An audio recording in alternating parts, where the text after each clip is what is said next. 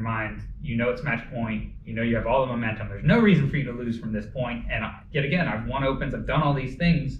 It's the one thing I haven't done. And in the back of your mind, you're like, he's going to hit, great cup volley, and it's not over. And so when he didn't, when he hit it long, I just couldn't believe it. And it was definitely the culmination of a very long journey, very up and down journey. And to have it in the U.S. and to have most of my family there was pretty incredible.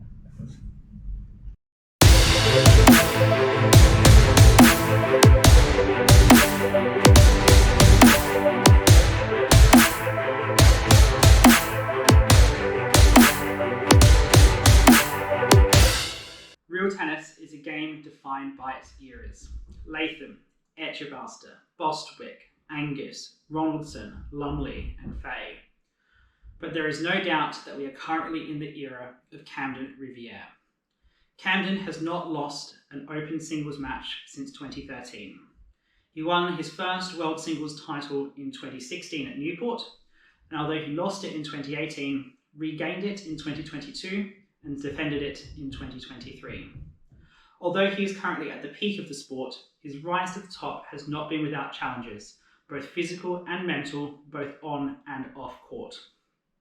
I sat down with Camden ahead of the British Open in November and discussed his career, his thoughts on the game, and his legacy. This is content that I enjoy producing and would like to create more of it, but I need to know that there is an audience out there for it. So please let me know, either here on YouTube or wherever you see me around the real tennis community, that you would like to see more of this content. So without any further ado, here is the interview with Camden Riviere. Camden Riviere, thank you very much for joining us today. Can you talk to me a bit about how you got into court tennis for the first time? Sure. So I guess I've told the story probably 1,000 times now, but I actually started at the age of 5 in Aiken, South Carolina at the Aiken Tennis Club. My dad and my grandfather played. So I used to go watch them play in the evenings after school or doing whatever. And then when they would get done, they'd stay on and hit with me. And that was kind of my first real exposure to court tennis. And I just fell in love with it from there. And Aiken was actually you had to be 25 to be a member at the time, and managed to pull some strings with the president, who allowed me to start playing as a kind of a guest member, kind of junior member type situation. And so that was very helpful. Without that, I wouldn't have been able to get into it. So you, as you were a junior, you rose fairly quickly through the ranks. By 2003, you were playing World Juniors in Melbourne. What was that experience like, going across and playing overseas and meeting people like Barney and Bryn and playing with them? It was fantastic, and it's funny that you say that, because most people have forgotten that we did a Junior World Championship back then, because it's restarted now. But yeah, the inaugural one, I believe Kieran Booth won the singles, so he was the singles Junior World Champion. But it was just great. I mean, I came over here when I was 10 for the first time. I flew on my own to England and stayed with Chris Ronaldson and played in the British Junior Under-12s, I believe at the time. And it was a great opportunity for me to get to travel and experience what this crazy world was like, but also get to meet so many people. I met Bryn when I was 11 at the Under-12s, my second trip. He beat me up very badly, and it was kind of the start of what would be a great rivalry with him. And then all the way through to the kind of the junior worlds, where you got to play in these Clothier Cup, Van Allen teams against country versus country, and then kind of getting to go to the Junior World Championships. It's made me some lifelong friends that it's just been one of the best parts of the game for me. And at what point did you turn professional? What was that process like? So it was I turned professional after my senior year of high school, and I was actually deciding between going to university and turning professional, and I had applied and gotten into Middlesex University here. They had a kind of a weird scholarship type opportunity where you helped out at the real tennis court, but then you got to go to the school at the same time. So I got in as an accounting major, and then I talked to Chris Ronaldson, who had become a very good friend over the years, and he offered me the job as the assistant professional at Hampton Court Palace. and I just had long discussions and sat down with my family, and we decided that I was going to go to university. And the next day I got up and told him I was turning pro instead. And so, yep, it was, I basically talked to Chris, and he said, got to finish your senior year in high school, graduate, and then basically head on over. So at that point in your career, was competing at these major events, was that part of the plan, or was it all just seeing what was ahead of you and taking that, whatever that next opportunity was? It was actually a pretty crazy string of events, I think, because I had gotten quite good very quickly. I got down to about an 11 handicap when I was 14 or so, but then I had very much plateaued, and all through high school, I hadn't gotten really any better. I was kind of floating between like 8 and 12 handicap. And my senior year, a guy named Gabe Kinsler moved down to Aiken as the pro. And I started to play with him a ton, and kind of, it was the first real experience I'd had since, because Mark Devine had kind of drifted off in terms of training and the court. And I hadn't gotten an opportunity to train with someone and see that pro mindset and how the kind of game was gone about in that way. And I really took it to heart and started to train a lot harder. And I went from about an 11 handicap to a +2 over the course of one season. And I made the semifinals of a couple big events, like the U.S. National Open, and got to play against pros and see that I kind of could kind of compete. And that really affected my decision to turn professional instead of go to school, because I kind of got to see what it was like and what it was going to take. Because my goal was always to be world champion. That's what the dream was. And I just wanted to pick the course that gave me the best chance of that. I knew it was a long shot, but it was kind of just this crazy string of events that led me to reaching such a level that when I turned professional, I was already, I think, just outside the top 10 in the world. So it allowed me to kind of hit the ground running as a professional. Yeah, so in that 2005-06 season, you played the Opens for the first time. You got on court with the likes of Tim Chisholm, Steve Fagone, and Rob Fay, who had been in the game for a number of years at that point. What was it like sharing the court with them for the very first time? It was very cool. Tim, obviously, now he's a very, very close friend.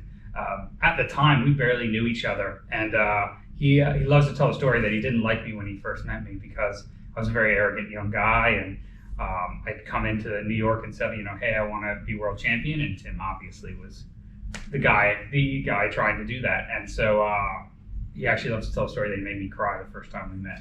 He's very proud of that. But it was, it was just it was one of those things I'd been hearing about all these guys, and I'd met so many of them as they traveled through Aiken and taken lessons off of them. And so to be able to kind of play against them in a competitive situation and kind of be kind of not on their level because I was so far behind, but able to compete with them was pretty cool. So it didn't take you long to reach your first Open final. Singles or doubles? Either, really. Yeah, it was a good rise. My first U.S. Open, I actually made the doubles. We actually won the doubles, I think, Tim and I. We beat Rob Fay and Mike Gooding in the final. And that was insane. I will say I didn't deserve to be there. That was 99.9% Tim. But, getting out there and slogging it out with those guys, and it's those things that are so crucial in your career when you're coming through to help you build confidence and belief that you kind of can reach that level. I feel bad for a lot of guys who don't think they have enough opportunity to play at the highest level and see it to feel comfortable with it, and it holds them back. And I think I got to experience a lot of that very early, and that's led to my ability to kind of succeed. So I want to talk about your first World Championship final, which was the doubles in 2007 at Boston. What was it like being on that stage for the first time? That was it was such a crazy couple years because I'd moved to Boston or was getting ready to move to Boston, and I'd gotten to know Tim a bit better, and I'd really kind of become his protege. And I was driving to Boston to train with him at 6 a.m. From Newport, so I was getting up at like 3:30 in the morning, commuting up, and my game was coming along, and everything felt great. Tim was playing well, and when we entered, I think Tim entered with the mindset of we're going to win this, and I very much entered in with the mindset of what a cool opportunity to get to play with Tim again, but also feeling like hey, like who knows what could happen. And I think unfortunately my mindset is one of the things that held us back in that. I think having more belief that we could have won might have helped us with a different result, because we were right in it, especially after the first day. And so I think it was an incredible learning experience, not just that getting to be on court with, I think the 3 best doubles players of all time, but to also kind of be able to say to myself, like, hey, you do deserve to be here. You can do this.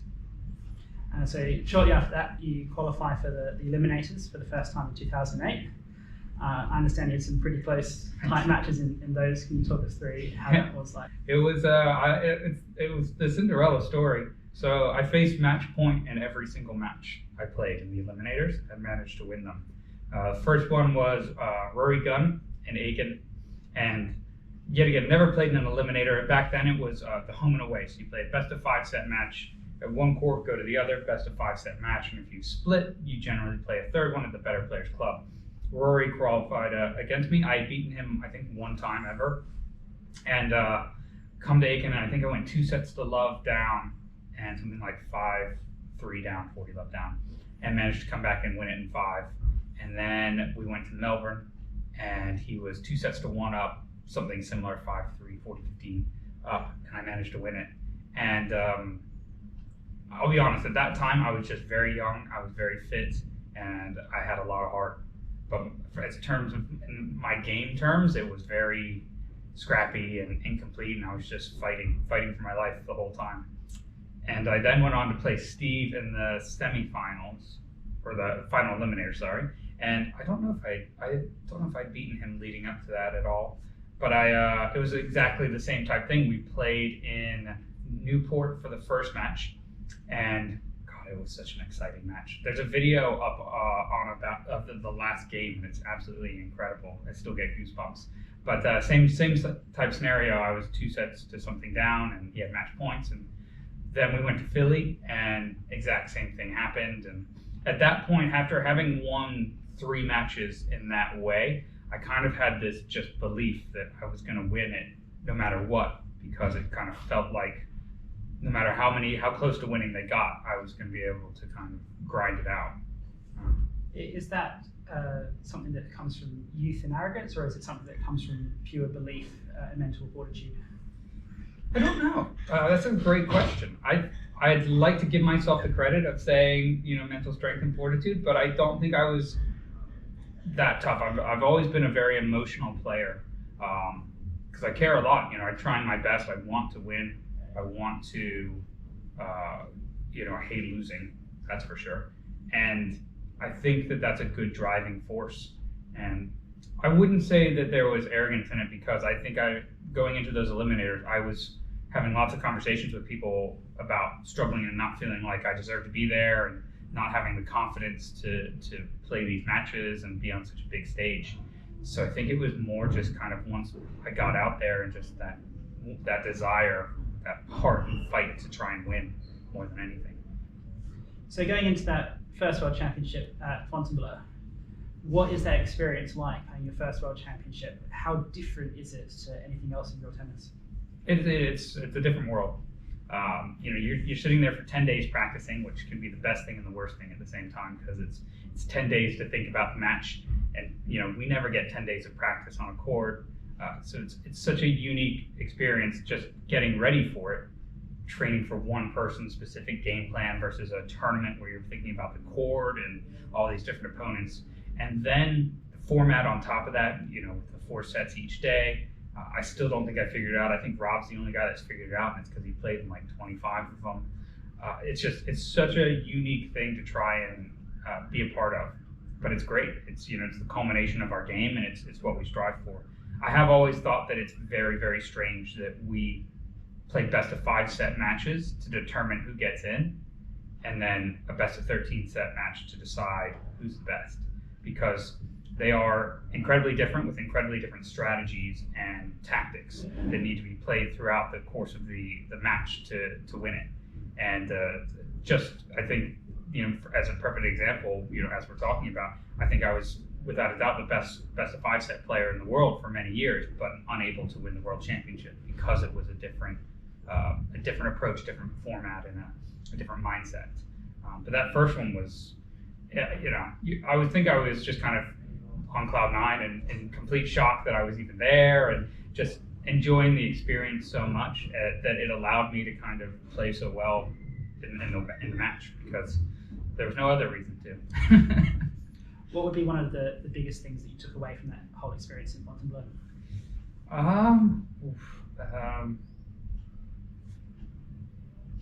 I would say it was that I had to believe in myself no matter what. Once you're out there, good day, bad day, you have to believe that you can win, and you have to try and find a way to win. When you play that type of a match, you really figure out that it's not just the one day. There's so much going on, and so much to contemplate and think about and deal with during the match, and it can be overwhelming. And so I think that is incredibly important, and I think who you surround yourself with is very important. One of the main things I learned in that first one and from Rob over the years is that becoming world champion, although it's me who's out there and who gets to hold the trophy, is very much a group and team situation. I would not be where I'm at, and I wouldn't have been where I was at there without people around me. And so if you can build that group, you'll have a much better chance of success when you get there.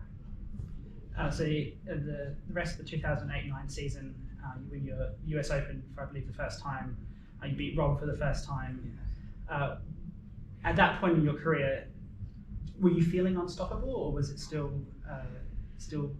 these guys are still legends and it's hard to beat if you're on court with them? I think beating Rob for the first time is obviously a big moment, especially at that point, because he was still so dominant in most events. And winning the US Open, same type thing. I think what it did is it established me as one of the main threats and challenges to him. And I think it kickstarted that year, just between the eliminators and everything. It really kickstarted Steve Vergara and I's rivalry as the two guys kind of vying for the spot. And I think we both knew that we were a little bit off Rob's pace still, but that we had the opportunity to be the ones to take him down in the future. And so I do think, unfortunately for me, it sent me down a bit of a rabbit hole mentally that was not the best. I don't want to call it arrogance, but it was a false bravado of sorts, where you want to be the best so bad, and when you can win, because you have won, even if it's one Open or two Opens, you want to believe that you can win every Open, and it's just not true. And it especially wasn't true for me in that time, and I was really struggling mentally with this concept of being able to win and having won, but then continuing to lose many times, right? And you're saying to yourself, the amount of kind of belief you have to have in yourself and confidence you have to have in yourself to lose and then come back and say, hey, I still believe that I can win and be world champion. And a lot of that culminated for me when I lost to Steve in 2010 in the final eliminator. That was kind of a breaking point for me, where I had to have a real sit down with myself about kind of who I am as a person and how I want to exist in the game and how I want to kind of go about it, because I was very much not enjoying it at that time. So what did eventually turn that around then? I think, like anything, you have to hit rock bottom, and everybody's rock bottom is different.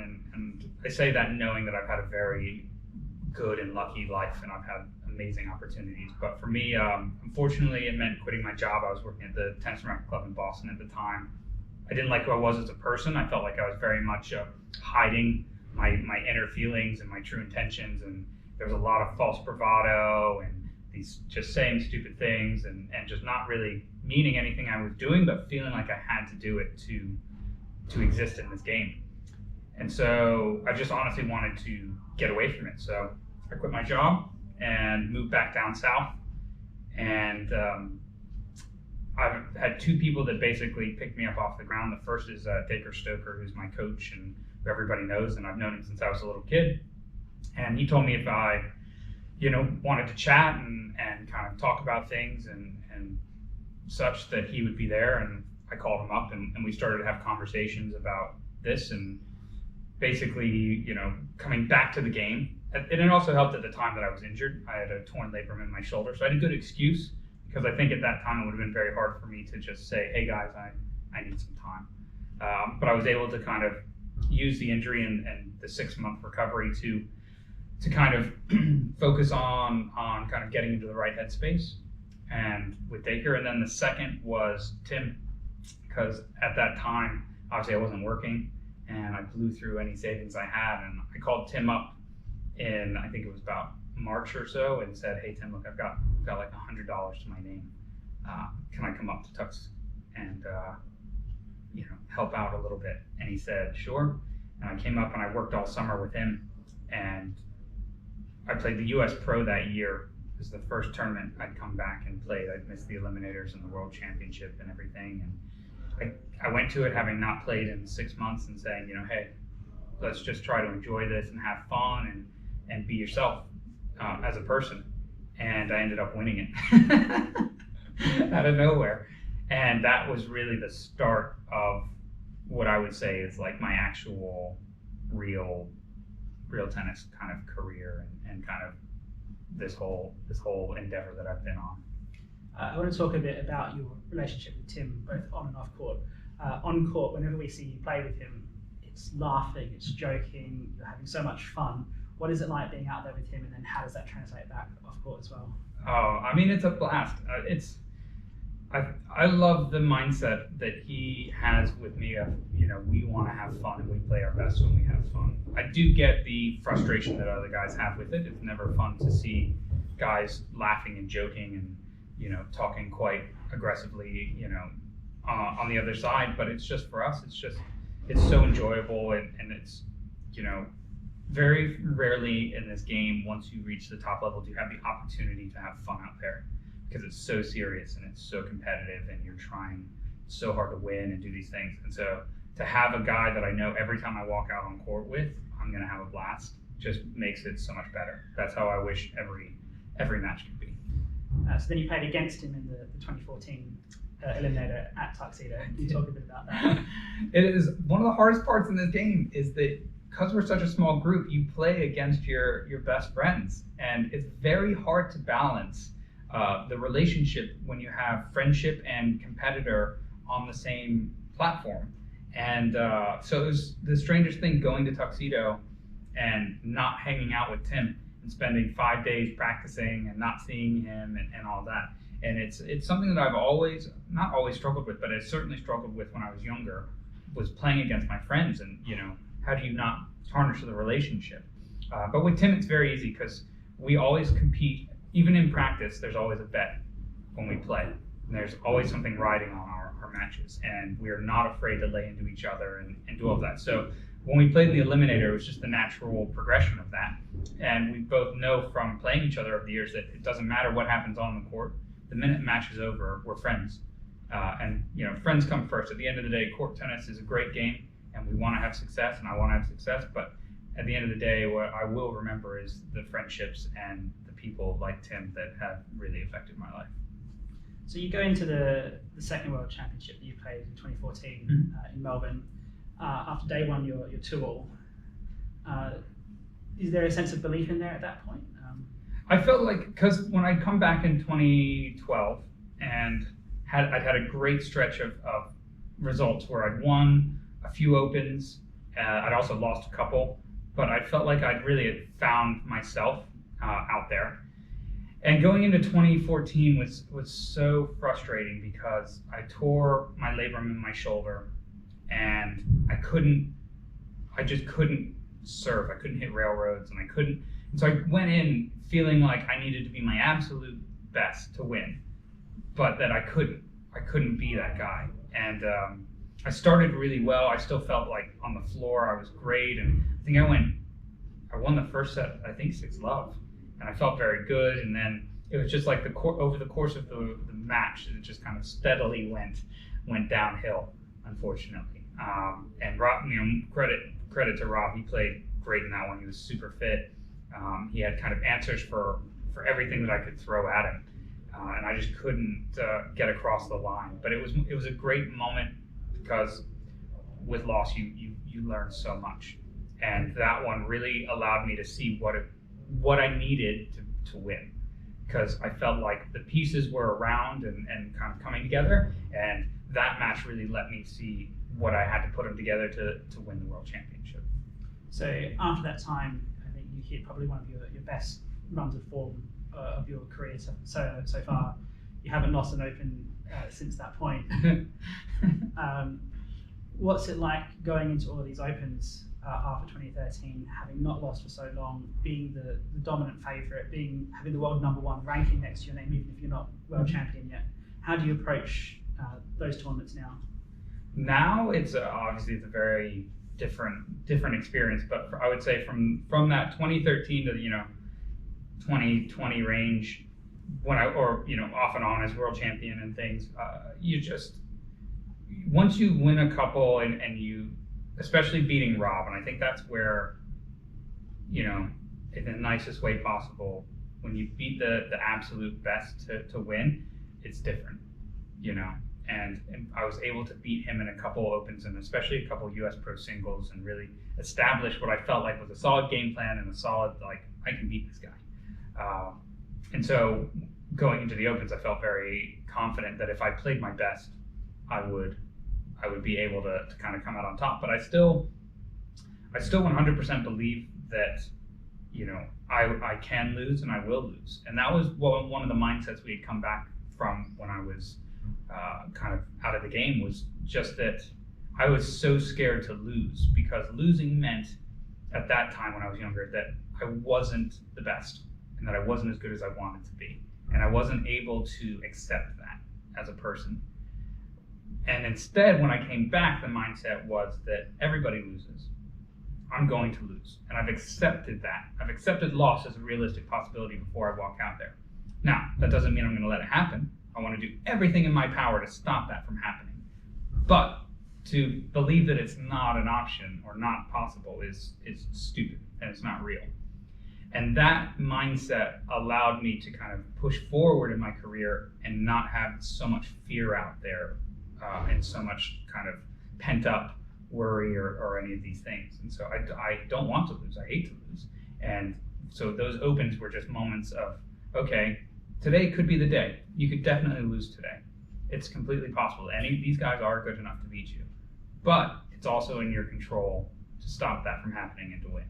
And that mindset has just fared very well for me over the last 10 years.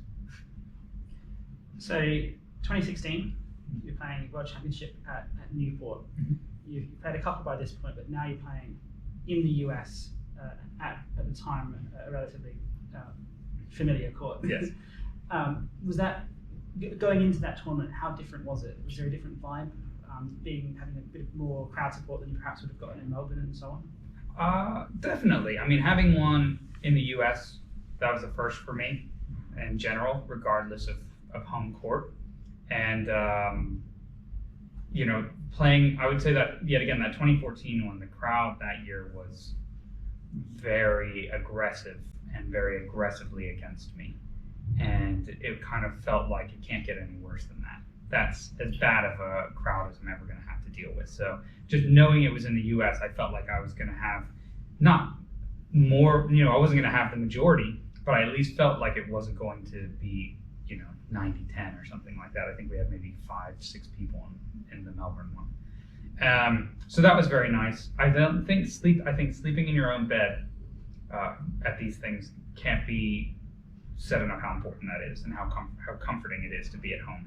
So that was very nice. And Newport's been a home to me since I went to university. That's where I started university. So that's always been a place I would call home. So even if I hadn't been living there, just traveling there, it would have felt so much more comfortable. I will say 2015, 2016 was a pretty awful time for me outside of court tennis. I had a lot of personal drama and things going on behind the scenes that was very difficult at the time, and it forced me in a good way to really focus on my training and that side of things, and because it was the only way I could kind of get through the days was to train. And so I basically would train 6 hours a day and work 8 hours a day, and then I was in school at the same time doing my accounting degree. And so I just made sure that every hour of my day was accounted for, and that was the only way I could get by at the time. But it allowed me to kind of put together a great stretch of training and push through. And And that match, once I got out there and we started day one, I knew that I didn't know I was going to win, but I knew that there was no reason I couldn't win that one. Everything felt ready. Everything, from a fan's perspective, looked ready. It looked like you had a solid game plan by that point. Of you've played Rob a number of times and how to approach that match. You would have played him before at the US Pro at Newport. What was your strategy going into that match from a tennis perspective? So I felt like the shoulder was healthy, and at that time I was really felt very comfortable with what I would call my railroad game plan, which was when I hit railroads, what's the result with him? How are we manufacturing points? And the idea was to basically say, my best against your best. You've got the best cup volley in the world. I think I've got the best cup volley retrieval in the world, and I want to test it and see whose is going to break first. And I think his did slightly. I think my comfort level on that court and reading the ball at that time was just so high that I was able to kind of negate his weapons in a confident way, which is crazy to say out loud, because when I look back and think about playing him and his weapons, you're like, oh my God, this is pretty incredible. And so it just felt like I could do it there. Newport for me, I don't know why. I just feel like I walk out there and I just know how to win a point, no matter what's going on and no matter what the years, the different balls, anything. And so it's a pretty incredible comfort to have when you walk onto a court. I wish I could have it everywhere. It'd be great. What was the feeling like hitting that final point and becoming world champion? Oh gosh, it was. I don't think I honestly remember it. It was one of those moments where you feel like you're watching it from the outside, and you also don't believe it's going to happen because you've lost so many, especially me, having lost so many world championships. And so you just going into it, you're just trying to block it out. I think it was something like 40-15 to chase better than 3 or something like that.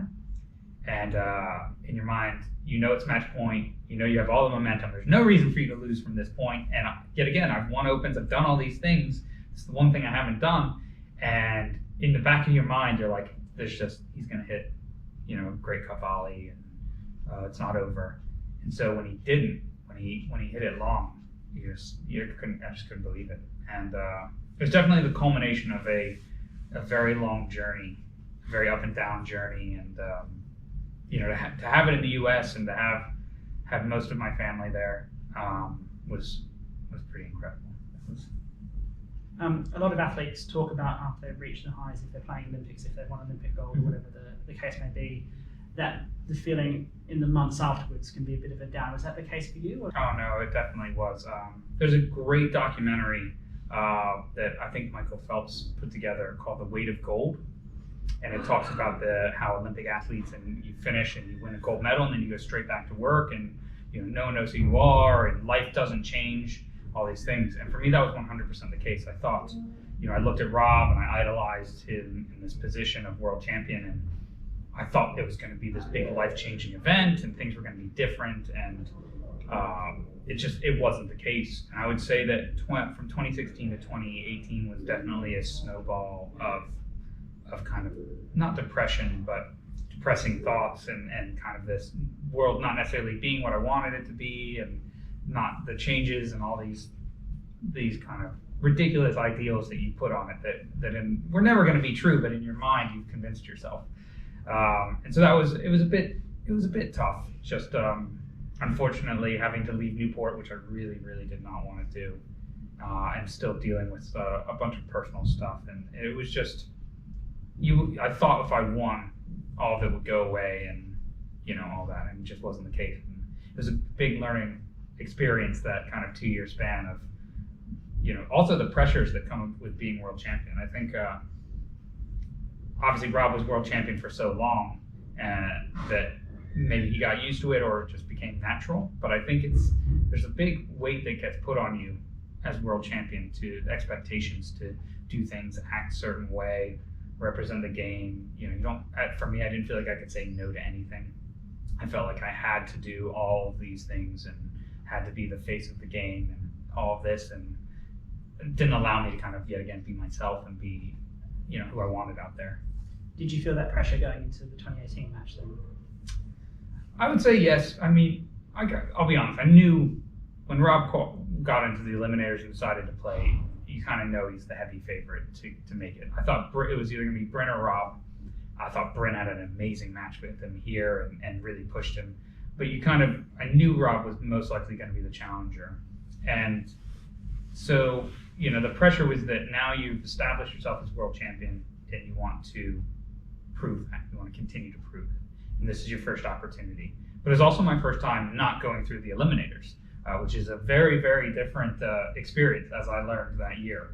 And so I didn't realize how much I had relied on them to get me ready. So that was a big, big learning moment for myself. And I think, yet again, because of the nature of this game and kind of the dominance that I'd had, there were very few things I hadn't experienced in this game at that point.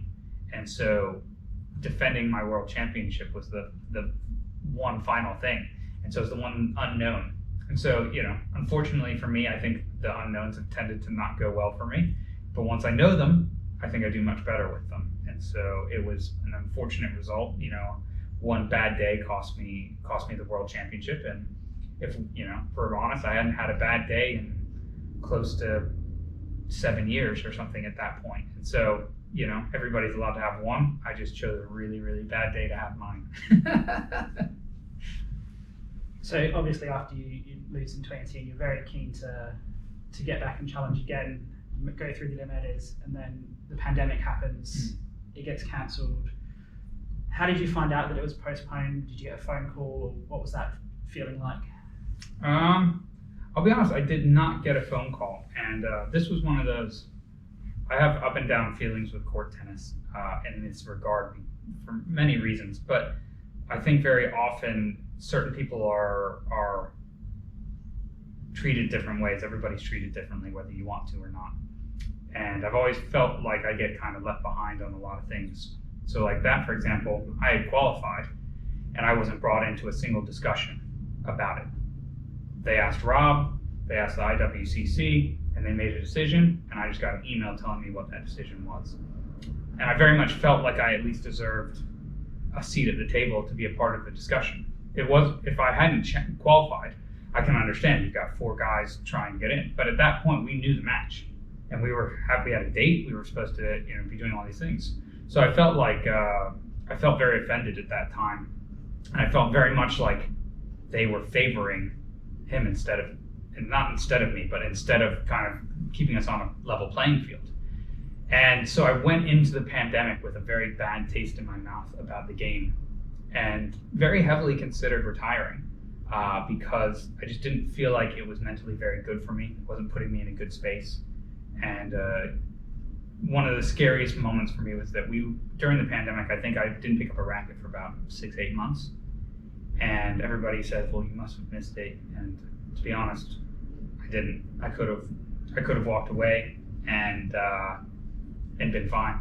I didn't miss the training. I didn't miss the playing. I didn't miss dealing with those situations. And ever since then, it's been a really big struggle because I feel like I've had a bit of a love-hate relationship where I don't really enjoy it as much anymore. Some of that has been taken away from me because of some situations, and I'm fighting like an uphill battle against myself out there. And basically, I talked to Dacre as we were coming out of the pandemic about it, and he said, it was a very simple statement in that you'll regret more if you don't try to win it again than if you just, than if you play and lose. And so I had to take that to heart and try to say, okay, it's true. I'll be more upset in 10 years if I just don't even try. So that was kind of the thought process, was to say, well, let's just give it one more go. Let's get through to Preston and try to win that one, and then we can decide if you want to keep going or if you want to hang up the rackets. Because it was around this time as well that you started to have some health issues as well, wasn't it? So post 2018, I had the Lyme disease issues, and then going into 2020, I was having some heart issues. I was wearing a heart monitor through the eliminators. I was actually advised not to play in the pre-pandemic eliminators, and so it was just very much a you're getting older physically. You're not necessarily in your prime anymore. It takes more work to be in your prime. And, I didn't necessarily get along with the associations. I kind of feel like an outsider at times. I don't know if many people understand it, but I'm in a unique position where 99.9% of pros work at clubs. And I generally don't work at clubs. So I'm just a touring pro. So I don't really fit into the standard mold of what a court tennis professional is. And I think that over the years it's offended some of the other pros because they don't feel like I'm going through the same hardships necessarily that they are in the working at the club and doing all that. But that was not my goal. My goal was always to be world champion. And I wanted to do what was best for that. And so it's the pandemic was kind of a great opportunity to step away from the game, but also a bad opportunity in terms of giving me time to really think about it. So that 2022 World Championship, Prested is a place where Rob had worked for a number of years by that point. The crowd was very boisterous at Prested. The match itself got a bit feisty and fiery. How much did you want it at that point? What was it like going up against all of that leading up to that match? As soon as it was Prested, I knew what was coming. We had the World Doubles Championship there a few years back, and Tim and I had managed to come back and win that. And so I knew what I was getting into in that one. So there was a lot of mental preparation for that to get ready, because yet again in Melbourne, it had been very similar, and that had been a big struggle. So I put a lot of time and effort into getting ready for that, and being able to channel it. And in the old days, maybe it would have thrown me off, but I used it as motivation. The cheering against me, the loud, boisterous crowd, the situations that arose, whether for or against me, that transpired and led the match down this kind of storybook road. They all had to become fuel for me to win the match, because it felt like I was playing against an army, not just one person. And to recover that title away, that must have felt like a combination of a lot of things leading up to that point. It did. It felt like, I felt like I deserved to be world champion. At that time, I felt like I'd done the work. I was dominant. I was winning. I was putting my heart on my sleeve in every tournament, and so to kind of get that title back meant a lot. And especially given kind of everything that happened during the pandemic and the kind of feelings I was having, it was a really nice kind of check mark to get back and kind of not have to think about it anymore, even though the 1 year turnaround after that was tough. We've talked a lot about the series of matches over a decade and the rivalry with Rob. He's been world champion for so long, and now you're now defining your own legacy in the game. I'll get to that in just one sec. Okay. The first thing I want to ask is, what is the relationship between the two of you like? Because we see you on court all the time. We know that both of you are absolute champions and want to win. And I think a few people don't really appreciate what it's like when you get off court with him as well. I think obviously it's changed over the years, but now I would like to believe that there is a mutual respect for each other and for what we've accomplished and the level we've played at. And we've experienced together some of the most amazing moments over the course of a 10 plus year time frame. And I think that that's a bond that not many people have together.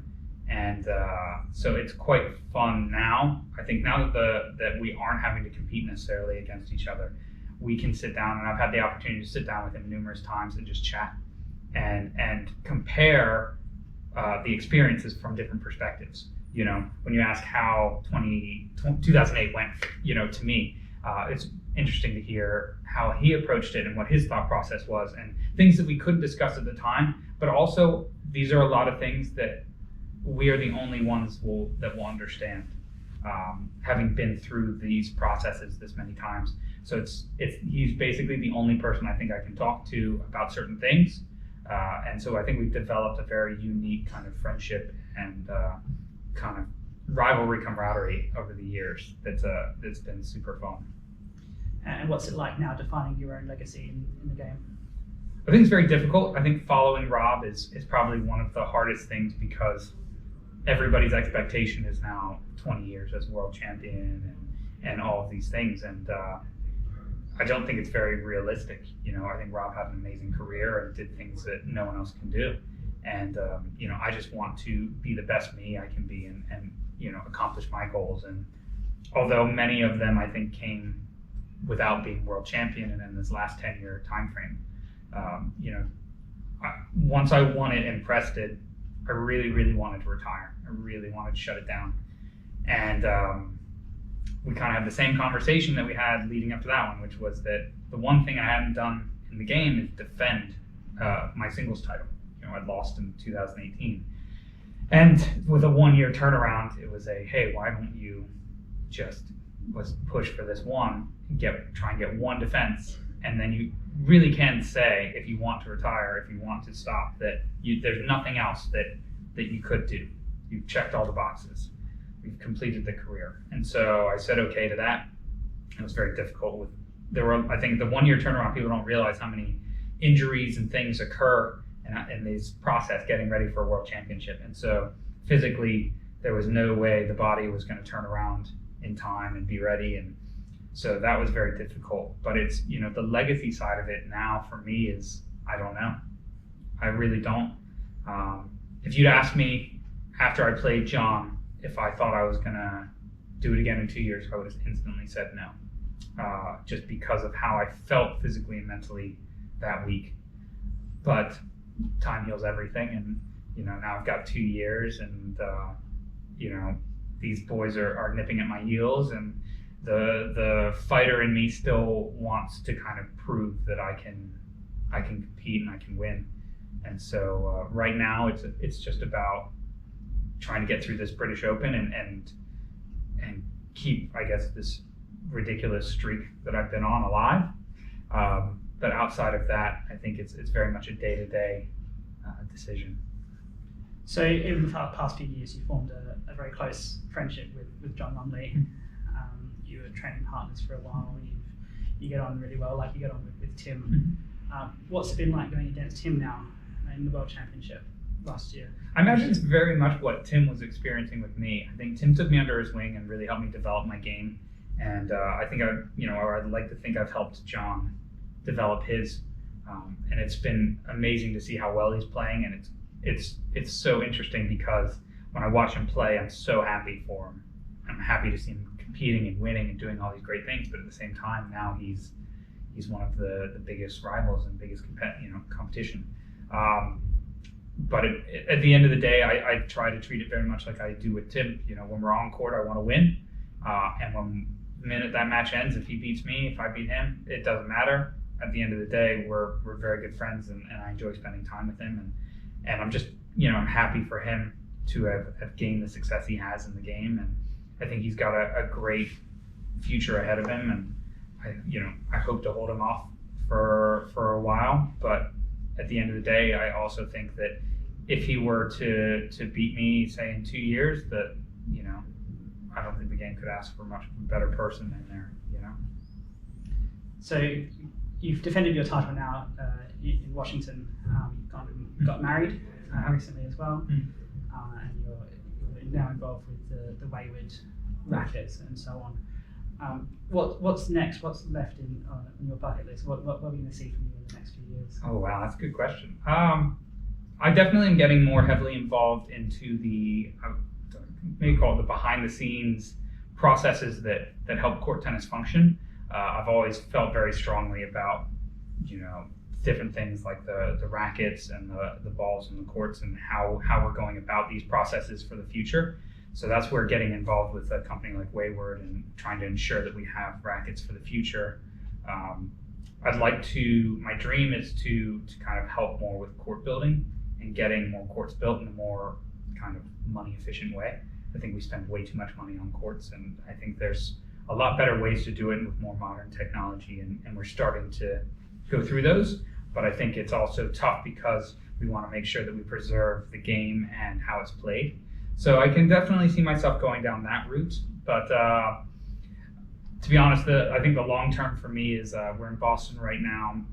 My wife is Hungarian, and we've been over there a few times and absolutely love it. And I think in the next 5 years or so, our plan is to move over there, and that'll definitely be my retirement from court tennis with no court. But between now and then, I'd like to give back as much as I can to the game. I'd love to help as many kind of young professionals coming through just learn what it takes and get on the right track. I've also taken with Tim, we've taken over the junior coaching and the kind of elite amateur coaching side of things for Bathurst Cup and all of that. So really just trying to make my time in court tennis worthwhile and make sure I'm giving out as much and getting as much out there as I can, because I know that there's kind of a clock ticking on it. All right, Camden Riviere, thank you for your time. Thank you.